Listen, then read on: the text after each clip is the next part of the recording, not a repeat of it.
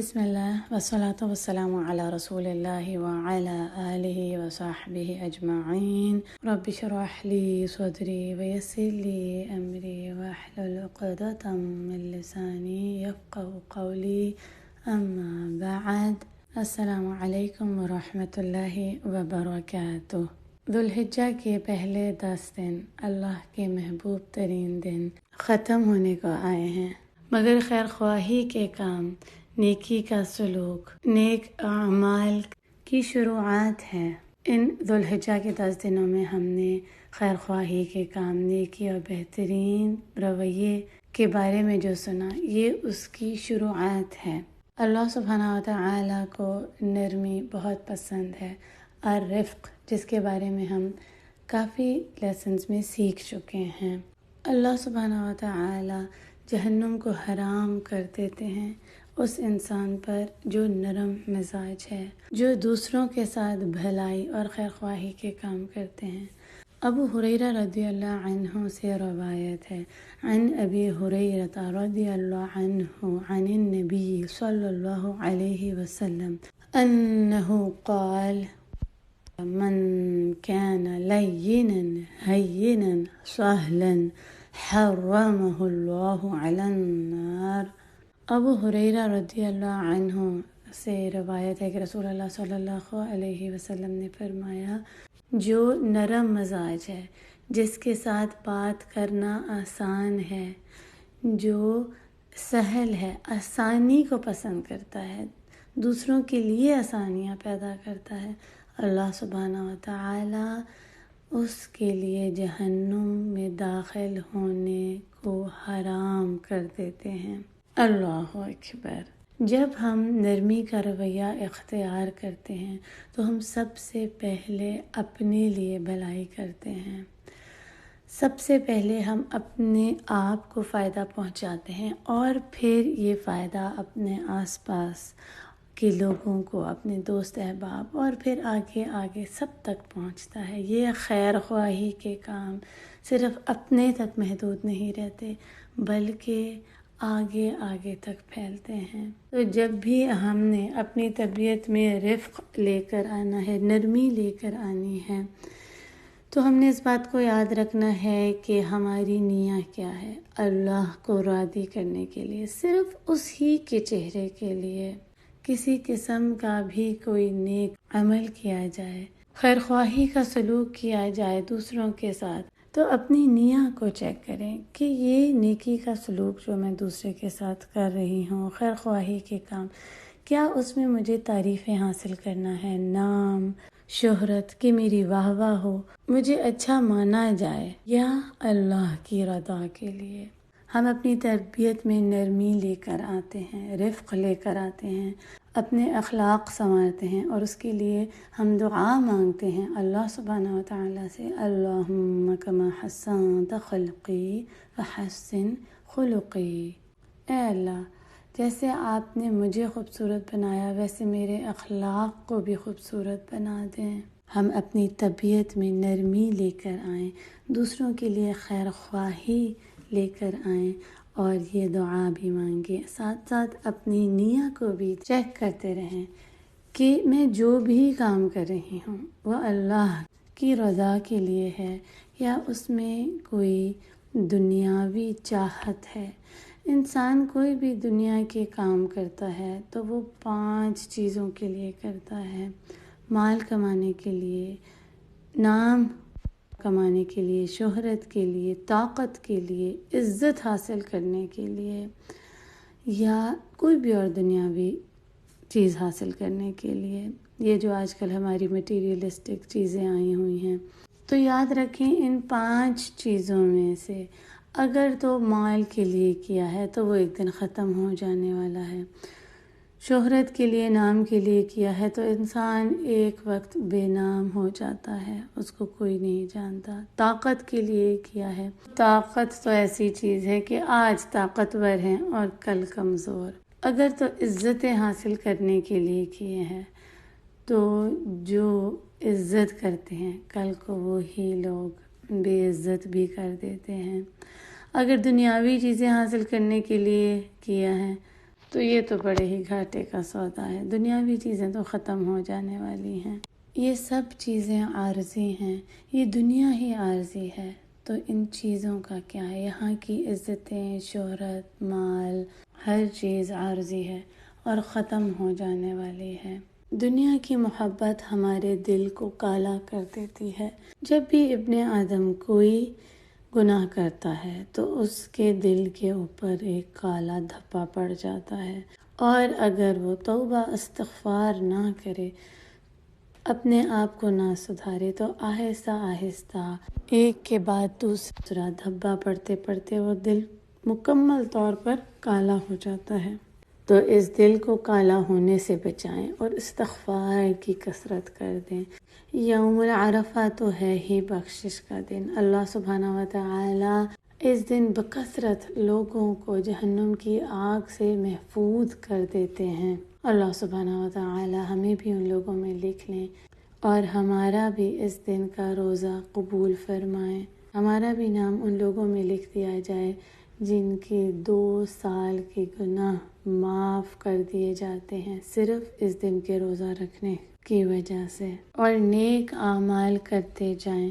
اس دنیا کی محبت کو اپنے دل سے نکال دیں، کیونکہ یہ دنیا کی محبت، چیزیں، مال، عزت، نام، یہ سب عارضی ہیں۔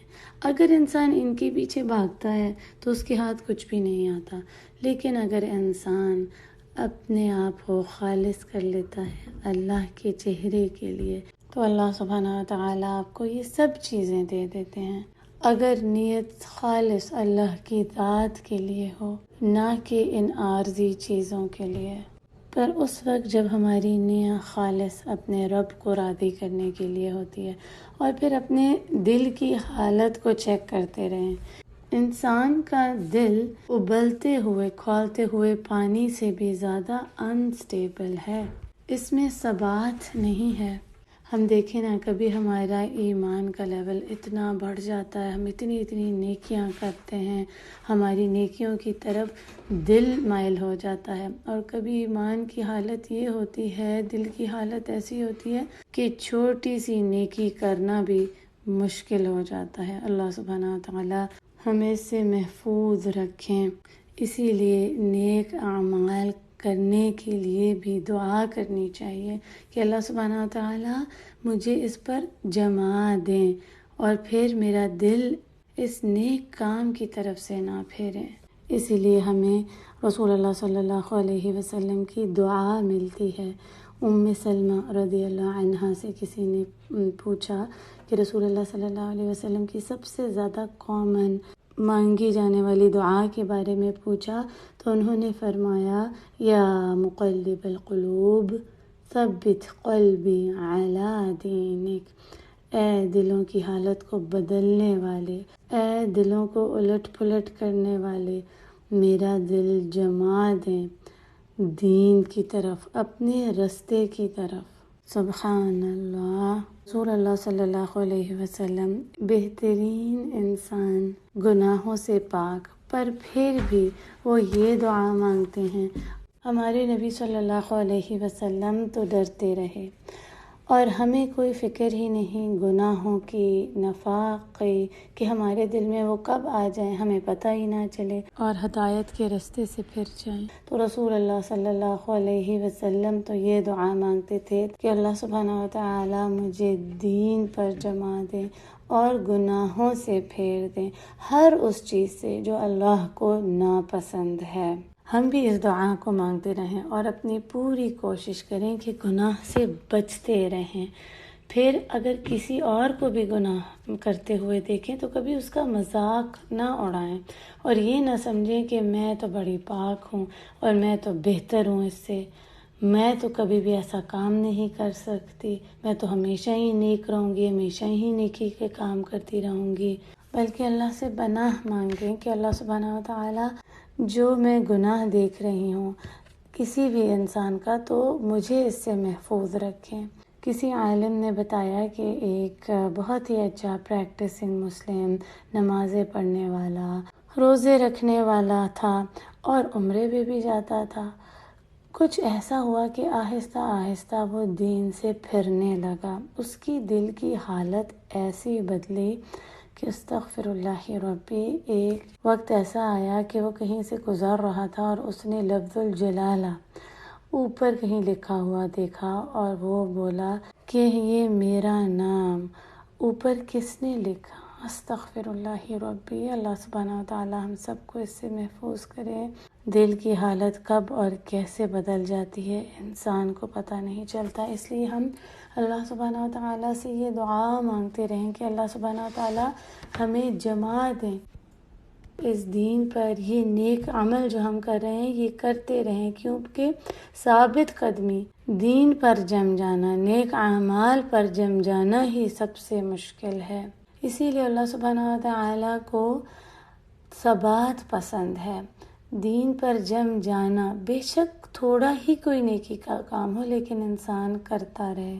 ہم یہ دعا مانگیں، یا مقلب القلوب ثبت قلبی علی دینک، اور اسی طرح کی ایک اور دعا بھی ہے، اللہم مصرف القلوب صرف قلوبنا علی طاعتک، اے دلوں کو پھیرنے والے، دلوں کو ڈائریکٹ کرنے والے، ہمارے دل کو نیک اعمال کی طرف پھیر دیں۔